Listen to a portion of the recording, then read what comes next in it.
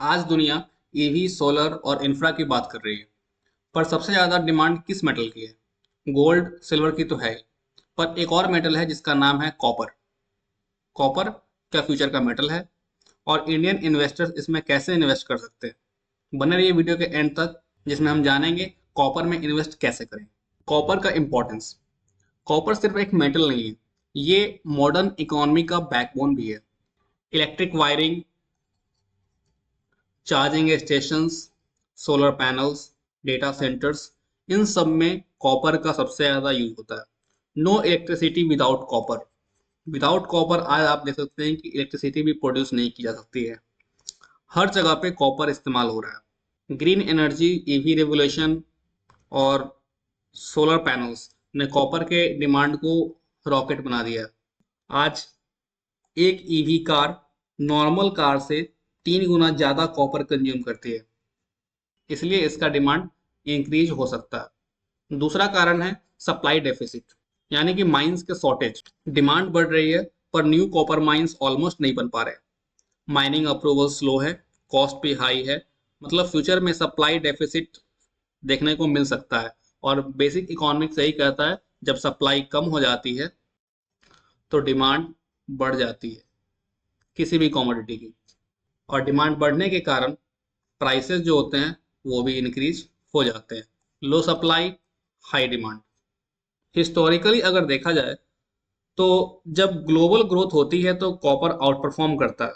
जब global growth होती है तो कॉपर आउट परफॉर्म करता है, क्योंकि ये इकोनॉमी का हेल्थ बताता है, इसलिए इसको डॉक्टर कॉपर भी बोलते हैं। अब बात करते हैं कि इंडियन इन्वेस्टर्स कॉपर में इन्वेस्ट कैसे करें। डायरेक्ट फिजिकल कॉपर खरीदना तो पॉसिबल नहीं है, क्योंकि स्टोरेज और मेंटेनेंस कॉस्ट बढ़ जाएगा। पर इंडिया में और भी ऑप्शंस अवेलेबल हैं जो कि हमारे इंडियन मार्केट में है, जिसमें सबसे पहला हमारा ऑप्शंस है कमोडिटी मार्केट, एमसीएक्स। ये एक्सपीरियंस्ड इन्वेस्टर्स के लिए है कि वो एमसीएक्स के कॉपर फ्यूचर्स एंड ऑप्शंस में वो ट्रेड कर सकते हैं। बट वहाँ पे उनको हाई वोलेटिलिटी मिलेगी, हाई रिस्क मिलेगी, लेकिन वो एक्सपीरियंस है तो वहाँ पे वो काम कर सकते हैं। बिगनर्स के लिए वो रिस्की हो सकता है, क्योंकि वहाँ पे वोलेटिलिटी बहुत ज़्यादा होती है, मार्जिन भी ज़्यादा रिक्वायर्ड होते हैं और एक्सपर्टीज भी आपको ज़्यादा चाहिए। तो कमोडिटी मार्केट में हम कॉपर को ट्रेड कर सकते हैं। दूसरा ऑप्शन है जो बिगनर्स हैं उनके लिए, कि वो कॉपर रिलेटेड जो भी स्टॉक्स एंड फंड्स हैं उसमें वो इन्वेस्ट करें। जैसे इंडिया में बहुत सारी कंपनियां हैं जो कॉपर माइनिंग में वर्क करती हैं। हिंदुस्तान कॉपर हो गया, अदानी इंटरप्राइजेस हो गया, Jindal steel and power, Vedanta, Bhagyanagar industry, ये सब में आप इन सब के शेयर्स को बाई करके आप कॉपर में इन्वेस्ट कर सकते हैं। लेकिन हाँ, स्टॉक्स में इन्वेस्ट करना भी आपके लिए रिस्की हो सकता है। आपको वहां पे नॉलेज की रिक्वायरमेंट होगी। सिर्फ इन्वेस्टमेंट करना इंपॉर्टेंट नहीं है, आप इन्वेस्टमेंट कब कर रहे हैं ये उससे भी ज़्यादा इंपॉर्टेंट है। अब सवाल ये आता है कि कॉपर इन्वेस्टमेंट किन के लिए बेस्ट है।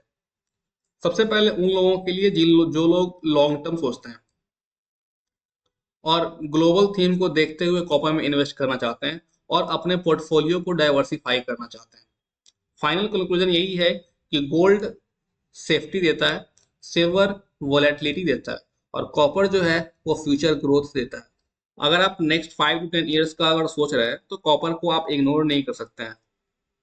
जैसे अभी आपने सिल्वर की रैली को आपने देखा होगा, सेम वैसे ही हो सकता है कि कॉपर में भी ये रैली आपको देखने को मिले, क्योंकि इंडस्ट्री डिमांड ज़्यादा है। आप देख सकते हैं कि एक ईवी कार नॉर्मल कार से 3 गुना से ज़्यादा कंज्यूम कर रही है कॉपर।